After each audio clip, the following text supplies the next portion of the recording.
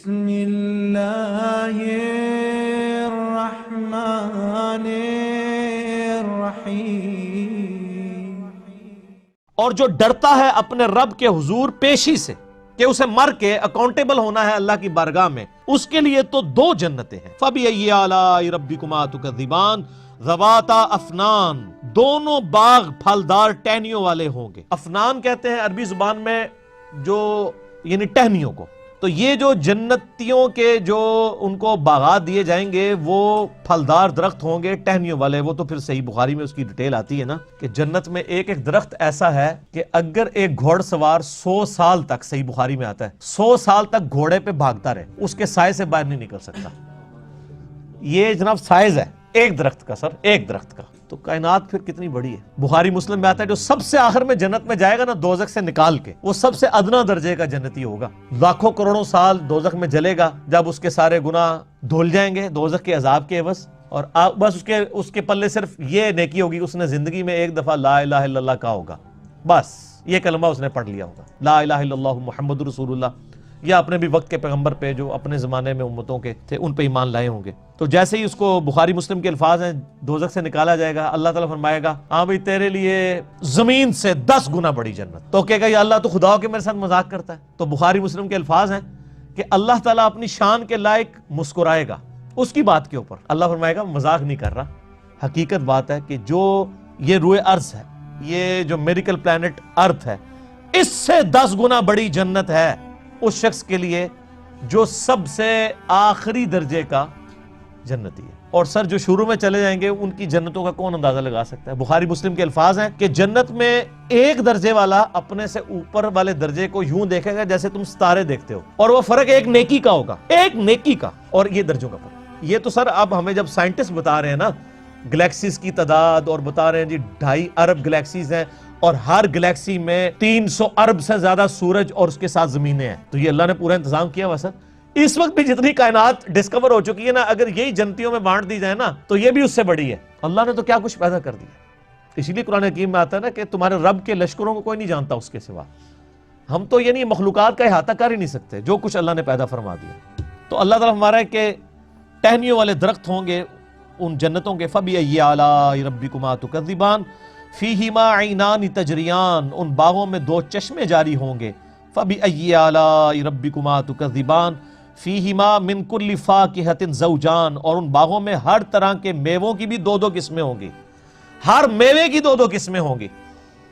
اللہ اکبر۔ فَبِأَيِّ آلَاءِ رَبِّكُمَا تُكَذِّبَانِ مُتَّكِئِينَ عَلَى فُرُشٍ بَطَائِنُهَا مِنْ اسْتَبْرَقٍ، جو جنتی ہیں وہ تکیہ لگائے بیٹھے ہوں گے بستروں پر جن کے استر جو ہیں وہ گاڑے ریشم کے ہوں گے۔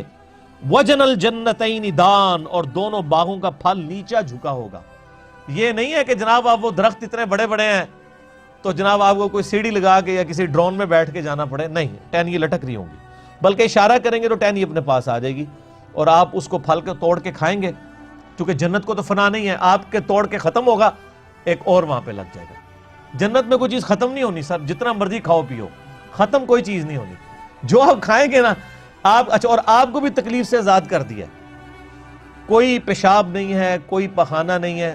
بخاری مسلم کے الفاظ ہیں ایک خوشبودار ڈکار آئے گی سب کچھ ہضم، اور کوئی قبض والا معاملہ نہیں ہوگا، کوئی پیٹ خراب ہونے والا نہیں ہوگا، وہاں اپنے آپ لذت کے لیے کھائیں گے اور بھوک بھی نہیں ہوگی، بھوک کے بغیر بھی لذت کی وجہ سے آپ کھانا کھائیں گے، اور لذت کی وجہ سے آپ جتنا مرضی، یہاں پہ بھی لوگ بھوک کے بغیر لذت کے لیے کتنا کچھ کھا جاتے ہیں، کہتے ہیں میں تو انہیں کھانا کھا کے آیا تو رکھو تو پھر 2 پلیٹیں کھا جاتے ہیں، ٹھیک ہے، ادھر بھی اتنے لوگ موجود ہیں، بعض میں جو کچھ بھی بیچاروں کے ساتھ ہوتا رہے تو وہ ایک لادہ بات ہے، لیکن وہاں پہ یہ کچھ نہیں ہوگا۔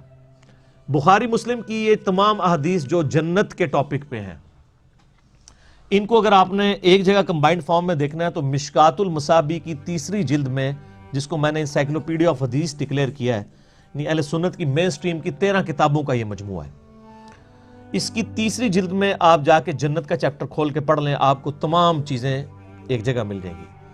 اچھا جی، فَبِأَيِّ آلَاءِ رَبِّكُمَا تُكَذِّبَانِ فِيهِنَّ قَاصِرَاتُ الطَّرْفِ لَمْ يَطْمِثُهُنَّ إِنسٌ قَبْلَهُمْ وَلَا جَانٌّ، ان جنتوں میں نیچی نگاہوں والی حوریں ہوں گی جن کو نہ کسی انسان نے چھوا ہوگا نہ کسی جن نے اس سے قبل۔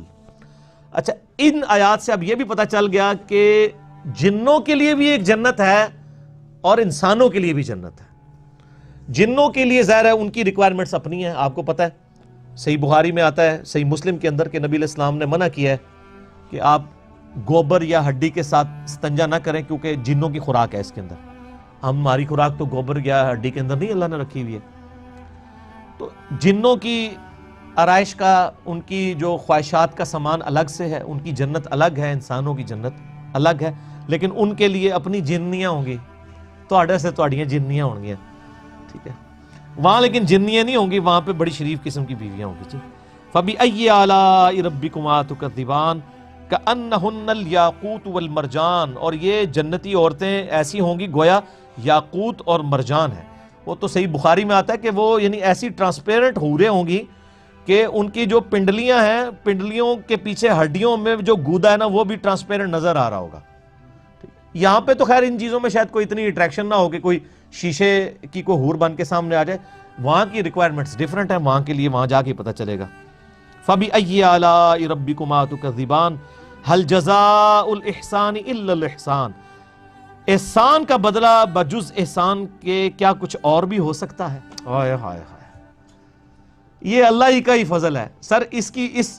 اس آیت کا جو سوز و گداز ہے نا، وہ ایک عربی سمجھ سکتا ہے۔ اللہ تعالیٰ فرماتا ہے کہ جس نے زندگی میرے لیے گزاری، جس نے میرے لیے دنیا میں تکلیفیں اٹھائیں، حلال و حرام کی تمیز کی، روکھی سوکھی کھا لی، میری وجہ سے اسے دنیا میں نمازوں کی مشقت اٹھانی پڑی، روزوں کی مشقت اٹھانی پڑی، جس نے اتنا احسان کیا ہے، اللہ پہ تو نہیں کیا لیکن اللہ تعالیٰ قدردان ہے۔ اللہ فرماتا ہے جس نے اس طرح کا احسان کیا ہو تو کیا اس کا بدلہ میری طرف سے احسان کے علاوہ کچھ اور ہو سکتا ہے کہ میں بھی اس کے ساتھ ویسے ہی احسان کروں؟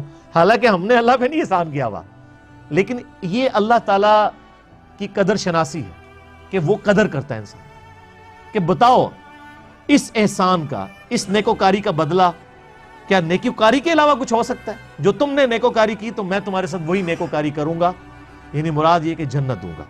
فَبِأَيِّ آلَاءِ رَبِّكُمَا تُكَذِّبَانِ، تو اے جن و انس کے گروہ، تم اپنے رب کی کون کون سی نعمتوں کو جھٹلاؤ گے؟ وَمِن دُونِهِمَا جَنَّتَانِ، ان دو جنتوں کے علاوہ اور دو جنتیں بھی تمہیں ملیں گی۔ فَبِأَيِّ آلَاءِ رَبِّكُمَا تُكَذِّبَانِ مُدْهَامَّتَانِ، دو نہایت سرسبز اور شاداب گھنی قسم کی جنتیں، یعنی جہاں پہ گھنے قسم کے درخت ہوں گے۔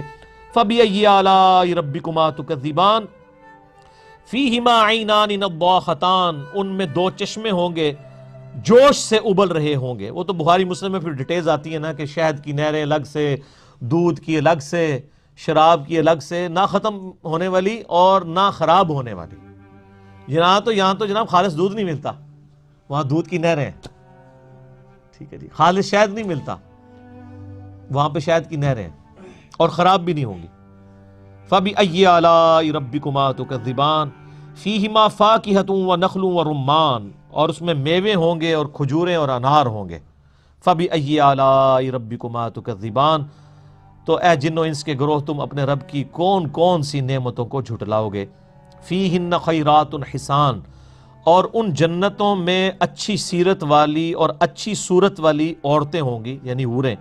فَبِأَيِّ آلَاءِ رَبِّكُمَا تُكَذِّبَانِ حُورٌ مَقْصُورَاتٌ فِي الْخِيَامِ، یہ اب حور کا لفظ بھی آ گیا، یہ حوریں ہوں گی جو پردہ دار خیموں میں ہوں گی۔ عرب کے لوگ یعنی ان میں یہ والا کم از کم ٹرینڈ تھا پردے کے حوالے سے کہ یعنی وہ ایسی عورتیں جو گھر سے باہر نہیں نکلتی تھیں اور پردہ نشین ہوتی تھی، کنواریاں تھیں، وہ ان کو لائک کرتے تھے۔ یہاں بھی بدماش بھی کہتا ہے جی میری بیوی جو ہے وہ پردے والی ہونی چاہیے، یہ اللہ نے انسٹنکٹ میں ڈال دیا ہوا ہے۔ تو اسی کی مثال اللہ تعالیٰ نے دی ہے کہ وہ جنت میں ایسی حوریں ہوں گی، اور پہلے بھی ذکر ہو چکا۔ فَبِأَيِّ آلَاءِ رَبِّكُمَا تُكَذِّبَانِ لَمْ يَطْمِثْهُنَّ إِنسٌ قَبْلَهُمْ وَلَا جَانٌ، ان حوروں کو اس سے پہلے نہ انسان نے چھوا ہوگا نہ کسی جن نے۔ اچھا، اس کے اوپر ایک عموماً سوال بھی ہوتا ہے، میرا یوٹیوب پہ ایک کلپ بھی آپ دیکھ لیں کہ جنت میں عورتوں کو کیا ملے گا۔ بعض لوگ پوچھ رہے ہوتے ہیں کہ جی مردوں کو تو حوریں ملیں گی، تو جنت میں عورتوں کو کیا ملے گا؟ تو میں نے اس کے اوپر پوری ڈیٹیل ڈسکشن کی تھی کہ قرآن حکیم میں اللہ تعالیٰ نے جا بجا اس چیز کا ذکر کیا ہے کہ جنت میں ہر وہ چیز ہے جس کی تم خواہش کرو گے. اب خواہش ہر انسان کی ڈیفرنٹ ہے، لیکن انسان کی جو خواہش ہے وہ اپنی انسٹنکٹ سے باہر نہیں ہو سکتی جو اللہ نے اس کی انسٹنکٹ بنا دی ہے. یعنی انسان اگر جنت میں جا کے یہ کہ جی میں نے جو ہے وہ کچا قیمہ کھانا ہے، اب دنیا میں شاید کوئی ایک آدھ بندہ ہی ہو جو کچا قیمہ کھانا پسند کرتا ہے، تو اب آپ اس کو ایک کو لے کے تو نہیں کہہ سکتے کہ جنت کی نعمتیں جو ہیں وہ اس اعتبار سے، جنت میں وہی انہی نعمتوں کی لالچ دلائی گئی ہے جو ایک بندے کی انسٹنکٹ میں. رہا معاملہ عورتوں کا، تو میں نے اس میں بھی بتایا تھا کہ اللہ تعالیٰ نے یعنی کچھ اپنے رولز اور ریگولیشنز بنائے ہوئے ہیں. جنت میں اللہ تعالیٰ نے یعنی مردوں کے لیے، میلز کے لیے فیمیل حوریں رکھی ہوئی ہیں، لیکن قرآن و سنت اس حوالے سے کوئی ڈسکشن نہیں کرتا کہ فیمیلز کے لیے بھی کوئی میل رکھے ہوئے ہیں. ایسا نہیں ہے. اگر کسی فیمیل کو میل کی حاجت ہوگی تو پھر وہ خواہش کر کے اللہ تعالیٰ اس کو میل بنا دے گا. یعنی اگر کوئی عورت کہتی ہے تو اللہ تعالیٰ اس کو مرد بنا دے گا اور اس کو پھر حوریں دے دے گا. لیکن جو اللہ کے رولز ریگولیشن ہے وہ اپنی جگہ موجود ہے. اور پھر یہ تو ہمارا سوچنے کا انداز ہے.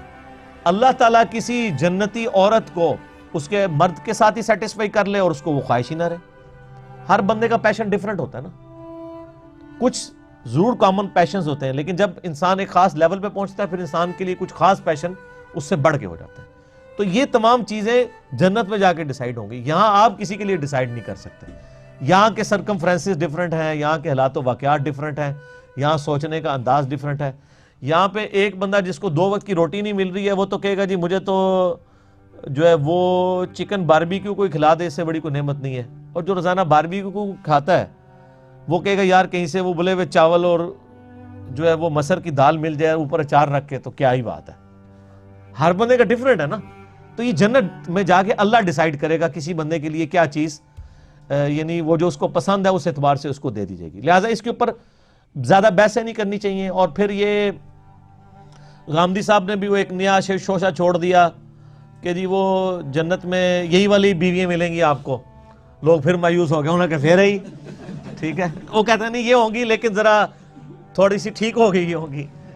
تو یہ اپنی جگہ اور جو جنت کی نعمتیں ہیں وہ اپنی جگہ. ان کی بات آدھی درست ہے کہ جو دنیا میں عورتیں ہیں ان کا حسن جنت کی عورتوں اور حوروں کے حسن سے بڑھ کے ہوگا، کیونکہ یہ تو ان کے لیے جنت بنائی گئی ہے نا. جنتی جو مرد ہیں ان کو جنت کی حوروں سے زیادہ دنیا کی وہ عورتیں جو جنت میں پہنچی ہوں گی جو اللہ ان کو حسن دے گا نا اس میں زیادہ ان کو اٹریکشن فیل ہوگی، کیونکہ وہ تو جنتی عورتیں ہیں نا. ٹھیک ہے. تو اس لیے جو ہے وہ ان کے لیے اپنے خاوندوں میں ہوگی. اور اگر کسی کا خاوند دوزخ میں ہوگا یا کافر ہوگا یا جنت میں پہنچنے میں کامیاب نہیں ہوگا تو اللہ تعالیٰ اس کو کسی اور مرد کے ساتھ اٹیچ کر لے گا. یہ آپ کو ادھر میں نہیں میرج بیورو کھولنے کی ضرورت نہیں ہے کہ کیا ہوگا. یہاں پہ بھی لوگوں نے یعنی وہ عجیب قسم کی وہ روایتیں، وہ طارق جمیل صاحب بھی ایک لیکچر میں بیان کر رہے تھے اور اکثر وائزین بھی، وہ جی جنت میں حضرت مریم جو ہے وہ نبی صلی اللہ علیہ وسلم کی بیوی بن جائیں گی، حضرت آسیہ نبی علیہ السلام کی بیوی. یہ کہاں لکھا ہوا ہے میرے بھائی؟ کیوں لوگوں کو آپ یہ کہانیاں بتاتے ہیں؟ یہ اللہ کے معاملات ہیں، یہ وہاں جا کے پتہ چلیں گے. آپ یہاں بیٹھ کے اپنی بیویوں کی فکر کریں. نبی صلی اللہ علیہ وسلم تو جنت میں پہنچے ہوئے ہیں، ٹھیک ہے، ان کے لیے تو جنتی نعمتیں ہیں. آپ اپنی فکر کریں کہ آپ کے ساتھ کیا بن رہا ہے. ہمیں اپنی فکر کرنی چاہیے. فَبِأَيِّ آلَاءِ رَبِّكُمَا تُكَذِّبَانِ، پس تم اپنے رب کی قدرت کی اور نعمت کی کون کون سی نعمتیں ہیں جن کو تم جھٹلاؤ گے.